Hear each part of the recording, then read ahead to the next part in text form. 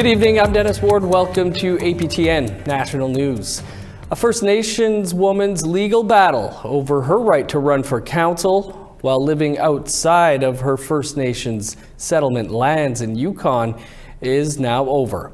Cindy Dixon has been fighting the case at every level of the court system since 2019.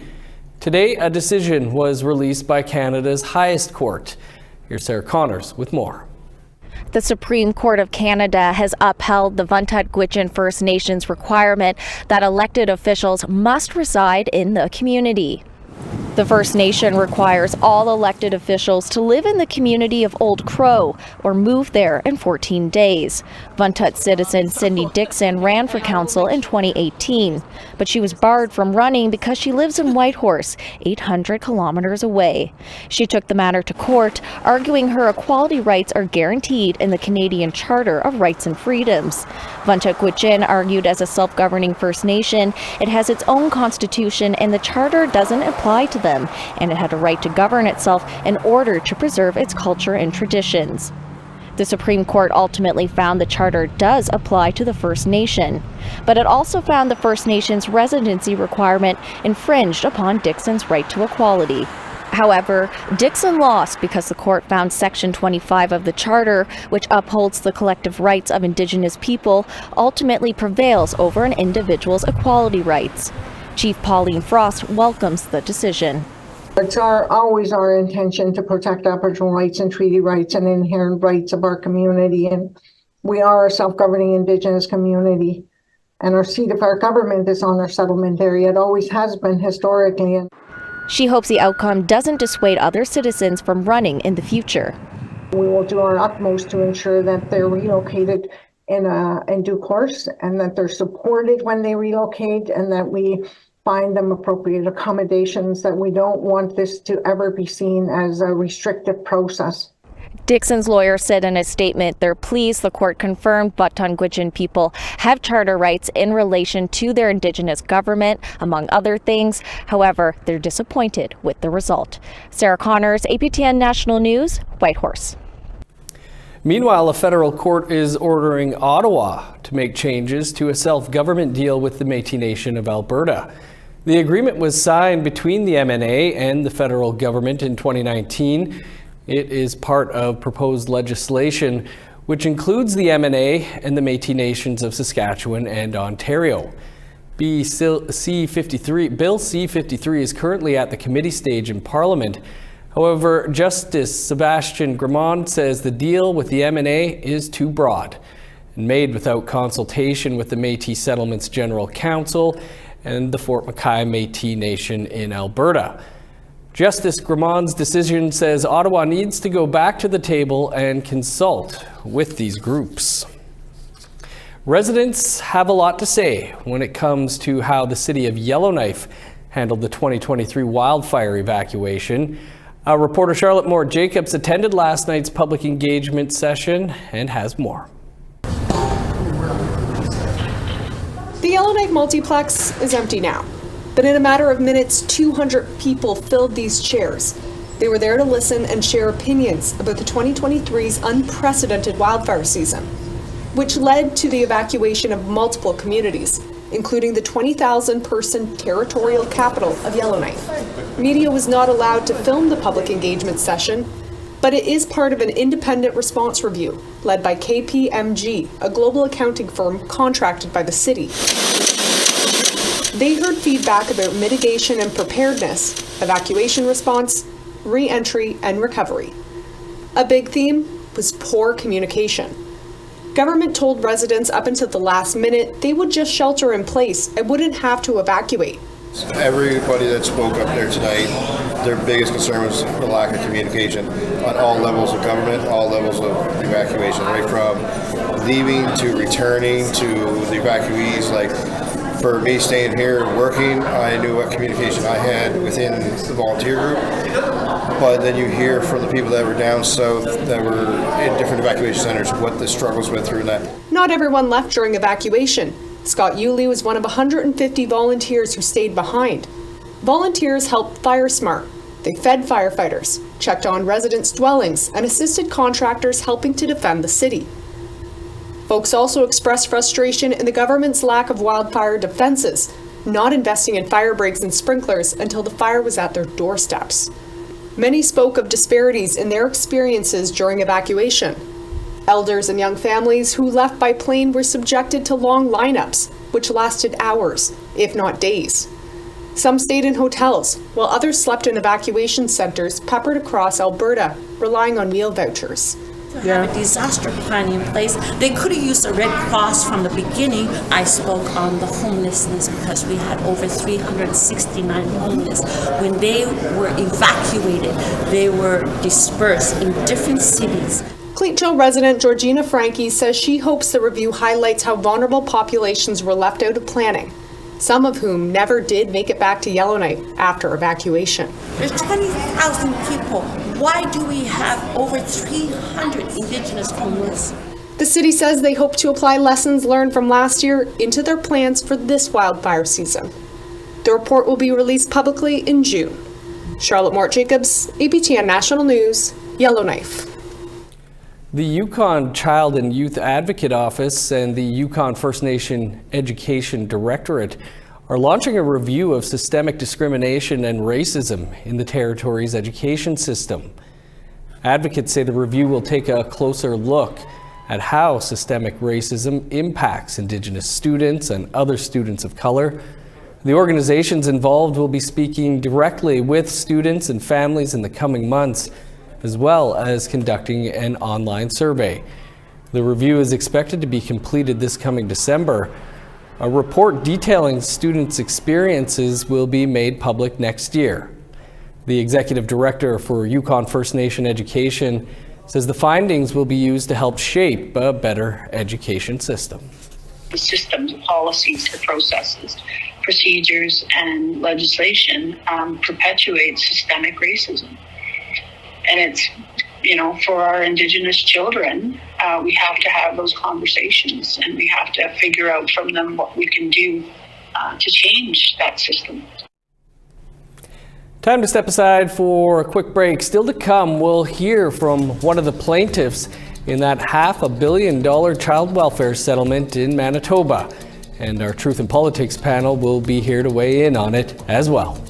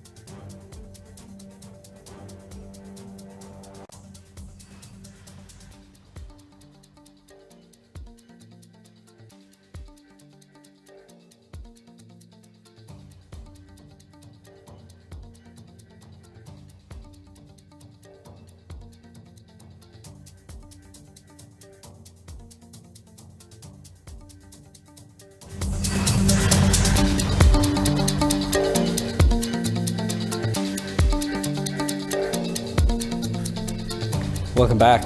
Manitoba settled 3 class action lawsuits this week worth $530 million. They have agreed to repay upwards of 30,000 people who were in the child welfare system their children's special allowances. The federal money was clawed back by the province over a 14-year period to the tune of about $300 million. The CSAs are meant to help kids in care get the same level as support as other children receiving family allowance benefits. At any given time in Manitoba, there are roughly 10,000 children in care. 80 to 90% are Indigenous. To be eligible, you must have been a provincially funded child in care between 2005 and 2019. The settlement goes for approval by the courts on June 14th, followed by a 30-day appeal process. Flett, one of the plaintiffs, is hopeful a distribution plan is in place by September. She says kids who are currently in care and eligible could see funds deposited in their accounts as early as this fall. She also says legal costs will come out of interest gained on the money. You know, it's a significant amount of money, right? Like it's over $500 million. So when the money comes in July, I guess it would be when the appeal period is over, just investing that, I mean, we've had the calculations done at a conservative GIC interest rate. It would generate around $900,000 a month in interest. So it will add to the fund. And that income will pay any legal costs as well as the cost of administration. And anything that is left in the fund when all that is done, there is going to be a second round of distribution. So that is also going to go to the kids. For more on this settlement, we're joined by our Truth and Politics panel. Negon Sinclair is a columnist with the Winnipeg Free Press. Jennifer Lewitz is a policy analyst with War Shield. Jennifer, Negon, thanks for being with us. Negon, we'll start with you. It was the previous NDP government who started clawing back these special allowances in 2005. Their rationale was we're looking after these kids, so the Fed should pay us those allowances. What was wrong with that picture? Well, it tells you a few things. Probably first and foremost is it really doesn't matter what political stripe the government is.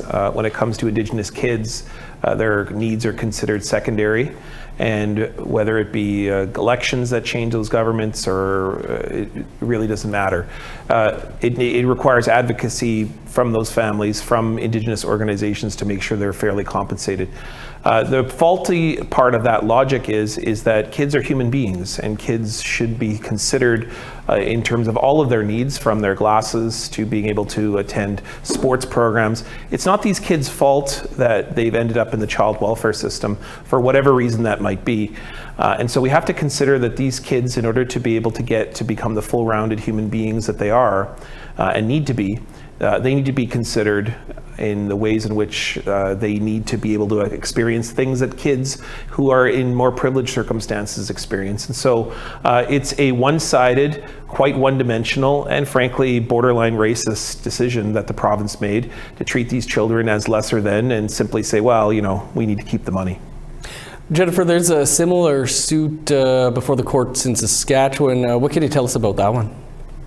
Yeah, so it sounds like the government of Saskatchewan is being taken to court with a class action lawsuit. The Attorney General is named in that lawsuit as well, because it sounds like the benefits that the federal government through the kids in care were being used to offset the provincial government's own obligations for child welfare. So rather than, using their own revenue to pay for those child welfare obligations, they were using money that rightfully should have been going to Indigenous kids in care, which is a huge problem. We're hearing that kids that hit 18 that are transitioning out of care are often, on their own. There's not a lot of resources, there's not a lot of money, there's not a lot of help for them. And to find out that there was money, dating back to the 1970s, how many adults now that are former kids in care are affected by these government policies that were discriminatory? And Negon, what's your understanding of what happens next here? When money could start flowing, who's all going to get it? So just to echo what Jennifer said, absolutely that these kids have to be considered. And this is a long decades and has many different decades of impact. $530 million. This is a lawsuit for about 10,000 kids who have been in care and have been had their allowances removed from them so that the provincial government would keep them. And then, of course, this is going across Western Canada. So two things have to happen now. The first is that the lawyers have to take their portion, which can be fairly significant, and then the amount of monies are divided up amongst the 10,000 children that have been advocated for, and perhaps those who are late to the party or those who are added for whatever reason or dispute that they were not included in the first round of the lawsuit. And so we're looking at probably anywhere between 6 months to 2 years to distribute the funds, and then on top of that, the amount of monies that would be allocated probably in the neighborhood of between $30,000 and $40,000. Jennifer, what does this settlement, all these other lawsuits that are going on with regard to the child welfare system, what does that say to you about the way Indigenous children are treated by the child welfare system? I think discrimination is the number one word that comes to mind. You know, we saw in Manitoba a couple of years ago, there was a court ruling that said that, in fact, they did discriminate against Indigenous kids in care. I think the court system will be looking heavily at that case when this is brought forward in Saskatchewan. And I think just, you know, not understanding the complexities of Indigenous kids in care, and that discrimination component is huge. And I think now with Bill C-92, it's opening the floodgates to how Indigenous kids have been treated across the board. It wasn't just residential schools and 60 Scoop, but there were so many different components playing into the discrimination of kids in care, and we're now just hearing about it. Jennifer and Yukon, we'll have to leave it there. Appreciate your time as always this week. We watch. Wolsley, Saskatchewan is trying to claim the next Kraft Hockeyville crown. Details on that and more after the break.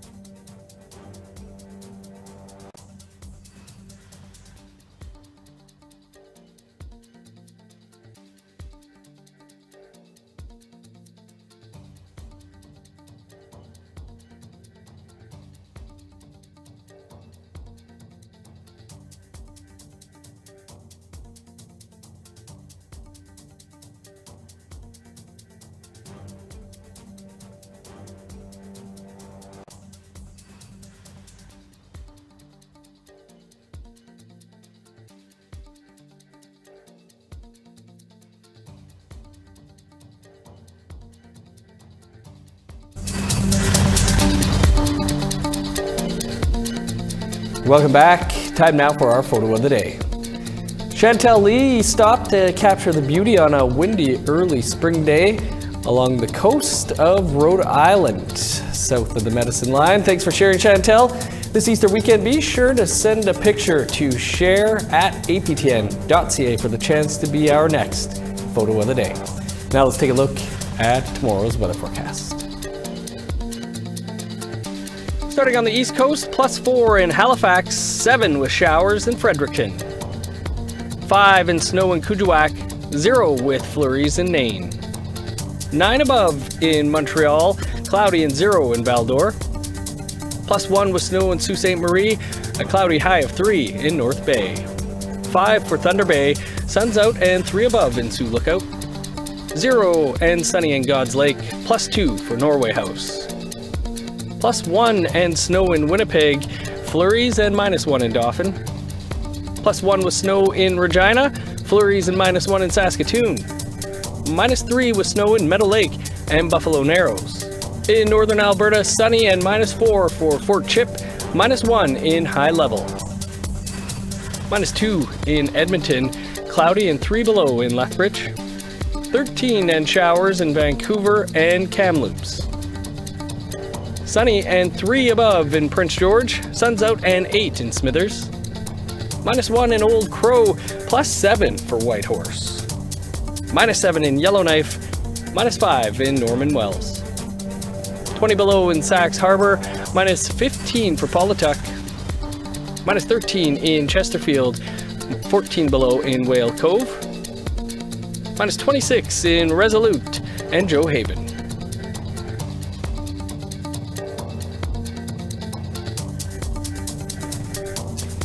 Well, after a 12-year hiatus, the Indigenous hip hop group Winnipeg's Most are returning to the stage. Sierra Bettens sat down with the group in their studio. Local hip hop legends, Winnipeg's Most, are gearing up for a reunion show in their hometown. MCs Tyler Rogers and Billy Pearson, better known as Charlie Fetta and John C., are dedicating the concert to their late band member, Jamie Prefontaine, also known as Brooklyn. Prefontaine died in 2015. His family never publicly released the cause of his death. It'll be the first time the band has performed together since 2012. Having that time since we broke up and whatever to kind of heal and grow and just kind of really look back on the legacy and see what we did, and it just felt like the right time in my opinion. The group took off in 2010 after releasing their debut self-titled album mixed by Juno-nominated producer Stomp. Soon, they began topping local hip-hop charts. In just 2 years, they scored 9 Aboriginal People's Choice Music Awards. Recorded the first album in my dining room. Yeah, didn't hear it for we recorded it in about 2 weeks. Stomp left with it, everything. We didn't have any demos, we had nothing. And we definitely never thought that it was gonna be taken the way it was, or we certainly never planned that. But I mean, we planned to make music, we planned to put our music out, and we planned to have our voices heard, and to have it heard on those scales was just overwhelming. The group disbanded in 2013 after Pearson faced drug possession charges. Since then, Pearson and Rogers say they've grown a lot. When asked what advice they'd give young Indigenous musicians, their message was clear: just put yourself out there. If they're creating it in their house, they're creating it in studios, they're creating it at their buddy's house, is to always just put it out there. Reflecting on Winnipeg's Most's early days, Rogers says despite the controversies and violence that seemed to follow them around, they always stayed true to their word. It was unapologetic. We didn't hide, we didn't sugarcoat. No, not every song was super political or anything, but on the songs that we did explore those darker sides of our lives, we were openly honest, brutally honest. Winnipeg's Most takes the Burton Cumming Theater's stage on Thursday at 7 p.m. Central. Sierra Bettens, APTN National News, Winnipeg. A small town in Saskatchewan has a chance to make history as the first community in the province to win Craft Hockeyville. With $250,000 and an NHL game on the line, they are relying on community support to help save the hometown rink. Our reporter Rachel May tells us why this small town thinks it can make it big. With a population of just over 800 people, Wolsley, Saskatchewan is attempting to bring an NHL game to the community and save their aging rink. Vance Weber is one of the Wolsley Craft Hockeyville organizers. The big reason is our ice plant is on year 44 of a 25-year design. If Wolsley wins, they'll receive $250,000 to upgrade the rink and replace the artificial ice plant. Despite their ice plant being on its last legs, the rink is home to 8 surrounding communities and 3 different First Nations. Goalie for the U15 Wolsley Mustangs, Regan Stevenson, drives with his dad from Cowessess to play in Wolsley. He says not knowing how the ice will be is tough. It's kind of tough. Can't play that much. Harder to play. Regan's dad, Corey, says the rink is vital for youth both in Wolsley and the surrounding communities. They need a place to go, play, to skate, figure skate, any kind of thing, any activity. The Wolsley rink has also been home to success. Riel Thompson started his 20-year hockey career in Wolsley, peaking with the Prince Albert Raiders of the WHL. Thompson is from Carry the Kettle First Nation and says rinks like Wolsley help all youth build their confidence on the ice. It's a good program for a wide array of many different youth, and especially First Nation youth as well. Wolsley is facing Elliott Lake, Ontario, Cochrane, Alberta, and Enderby, British Columbia in the Final Four. The public can begin voting tomorrow, March 29th at 9 a.m. Eastern Time, and voting closes March 30th at 5 p.m. Eastern Time. Rachel May, APTN National News, Saskatoon. Time now to head over to our Ottawa studio, where Fraser Needham is standing by with a look at tonight's episode of APTN's Political Show. Coming up after the news, major news out of Ottawa today. The Supreme Court of Canada has upheld a law of a Yukon First Nation, which requires band members to live in the remote community if they want to serve on council. We'll talk to APTN reporter Danielle Parody about the decision. Senator Yvonne Boyer is also here to tell us about her private member's bill, which would stiffen the criminal code penalties on doctors who perform sterilizations without the consent of patients. And Saskatoon Star Phoenix columnist Doug Cottan joins us to talk about what is making headlines on the prairies. All this and more ahead. You can catch Nation to Nation right here in roughly 1 minute from now. Also a reminder to tune in to the second last of the Hockey Night in Canada in Cree games. That's taking place Saturday night right here. The Carolina Hurricanes will be in Montreal to take on the Habs. You can watch it all go down in Plains Cree starting at 7 p.m. Eastern Time. I believe that's also during that game, the Kraft Hockeyville winner will be announced. That is all the time we have for your APTN National News for this Thursday before the Good Friday. For news anytime, you can visit our website, aptnnews.ca. I'm Dennis Ward. Marcy McGuitch, thanks for being with us. Enjoy your long weekend.